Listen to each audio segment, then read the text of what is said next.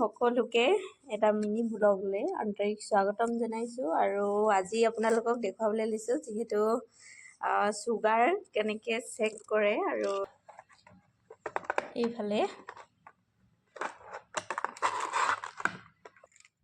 এইটো এনেকৈ খুলিব লাগিব।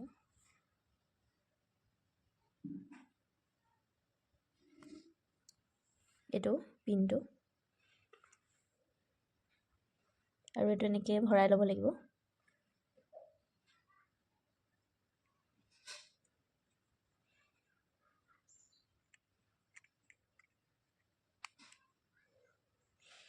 আৰু এইফালে এইটো মিলাই ল'ব লাগিব, যিহেতু এনেকৈ এইটো টানি ল'ব লাগিব, এইটো ওপৰলৈ উঠাকৈ। এইটো আৰু এতিয়া আমাক লাগিব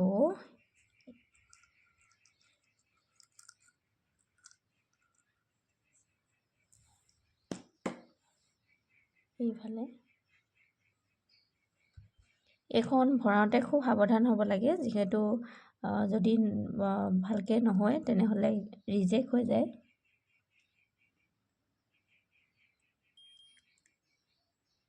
এয়া দেখিছে, ইয়াত ডপাৰ দেখুৱাব এনেকৈ।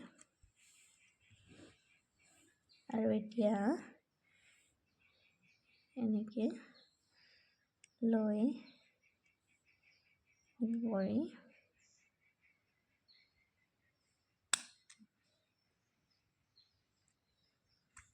ব্লাড ওলাই গৈছে।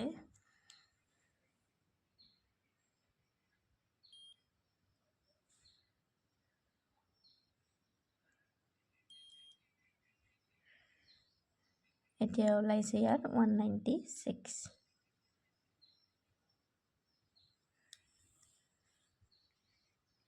ঠিক আছে, আপোনালোকক যোনটো চুগাৰ চেক কৰে সেইটো আপোনালোকক দেখুৱালোঁ। এতিয়া আপোনালোকে আছে, আমি ঘৰতে আজিকালি বহুতেই চুগাৰ চেক কৰোঁ আৰু চুগাৰটো চেক কৰিলে আচলতে নৰ্মেল কোনটো থাকিব, আমাৰ যোনটো নৰ্মেল চুগাৰ কেনেকৈ থাকিব সেইখিনি আমি বহুতে জানো, বহুতে নাজানো। এতিয়া আমি জানিম, আপুনি যদি ৰাতিপুৱাই একো নোখোৱাকৈ যদি চেক কৰিছে তেনেহ'লে আপোনাৰ চুগাৰ থাকিব লাগে 80 পৰা 100 ভিতৰত থাকিব লাগে। যদি আপুনি খাই বৈ চেক কৰিছে, যদি ভাত খোৱাৰ পাছত আপুনি চেক কৰিছে তেনেহ'লে আপোনাৰ চুগাৰ থাকিব লাগে 170 পৰা 200 ভিতৰত থাকিব লাগে। যদি আপুনি ভাত খোৱাৰ 2 ঘণ্টাৰ পৰা 3 ঘণ্টা পিছত চুগাৰ চেক কৰিছে তেনেহ'লে আপোনাৰ চুগাৰ থাকিব লাগে 120ৰ পৰা 140ৰ ভিতৰত, নৰ্মেল চুগাৰ।